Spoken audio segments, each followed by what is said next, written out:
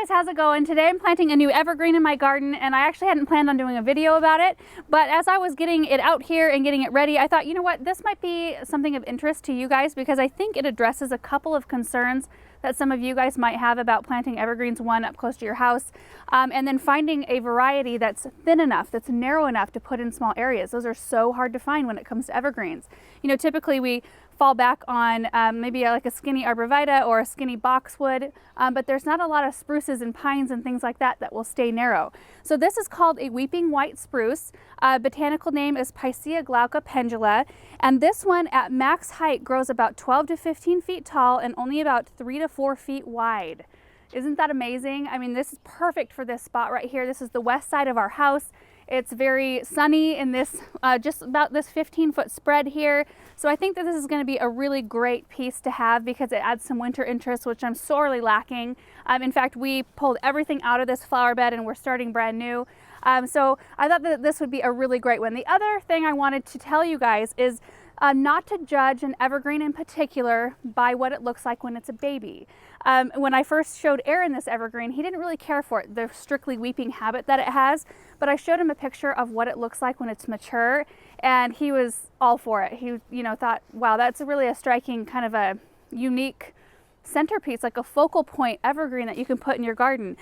So what I'll do is, you can see it's got a tall bamboo stake here. As it grows, I'll add a taller stake and keep staking up this leader so it keeps going up really, straight, which it wants to do anyway. And these side branches take on this really pretty weeping habit. So as you can see, if you look up, even the house kind of sticks out here, and that's at least 15 feet. So at maturity, this evergreen should just barely make it to that eave. So it's really the perfect piece, I think, for this spot. And it doesn't get so wide that it's actually going to fill this bed. I can put some things around it and maybe I'm thinking of tucking some delphiniums right back in here for a little color.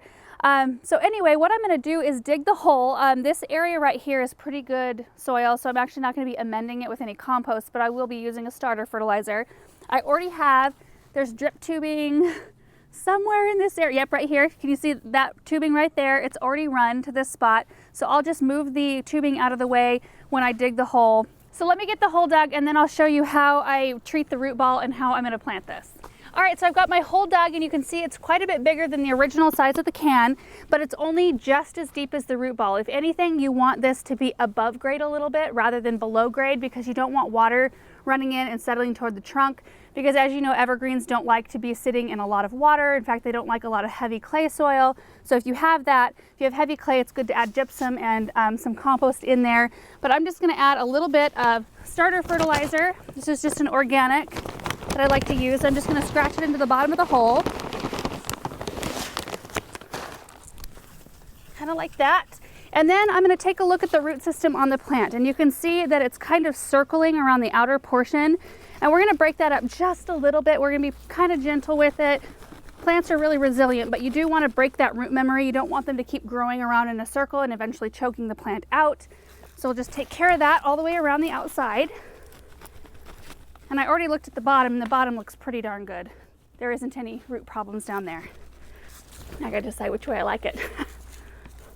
All right, I'm gonna set it down in the hole and then just double check the depth. And you can see current soil levels here and our root balls there. I might add just a tiny bit more soil just to bring the plant up a bit. There, I like the look of that. So I'm gonna backfill about halfway up the sides of the plant with my native soil, and then I'm gonna add a little bit of water to eliminate any air pockets, and then I'll finish filling in the rest of the hole. Hey, buddy.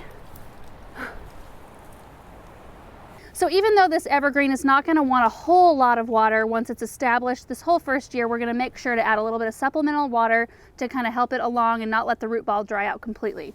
So I've got a drip tubing running here, and it does have holes every 18 inches that do seep water, just not quite enough. So I'm going to add an extra drip tube, and I like to use the Rainbird accessories. So I'm going to start here with this stake. Now, I know a lot of people like to buy the forked stakes, but I find that the tubing oftentimes comes out of those.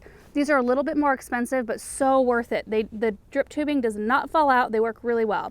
So you put the drip tubing through like this, and this is, we can stake right in by the root ball. I'm going to cut the length I need, so about here. with just a pair of scissors or your pruners. And then I've got the little emitter here. Now this is a 2 gallon per hour emitter, which would be too much if I ran it for an hour, but this doesn't run for very long. So I'm going to push the color end into the small drip tube, and then I'm just going to insert this one into the main tube line here. Yep, just like that. And this type of emitter can be pushed into this brown type of drip tubing or like the black tubing that you find. It's very easy to do. So I'm just going to push the stake in here, and that's perfect. The water will drip right into the root ball. So I've got it planted and I've got the watering system all figured out, which is always great to do right when you plant your new plants. Get the watering all figured out and get the kinks ironed out. That way once it gets hot, you don't have to worry about it. A couple other facts about this spruce is that it's a zone 2 through 8. So you'd be hard pressed, at least in the US, I think, to find a zone 2. To find a place where this can't survive the cold. It's actually native to the US and Canada. So it can take really cold winters. And it also prefers full sun, but it can tolerate part shade, which that's pretty huge for a spruce. So it can take a spot that gets just 4 to 6 hours of sun and do okay. Of course, it's going to do even better if it's in full sun. This spot right here gets full afternoon sun, and we're not quite into afternoon yet. So it'll get probably a good 8 hours of afternoon sun, so it should do really well in this spot.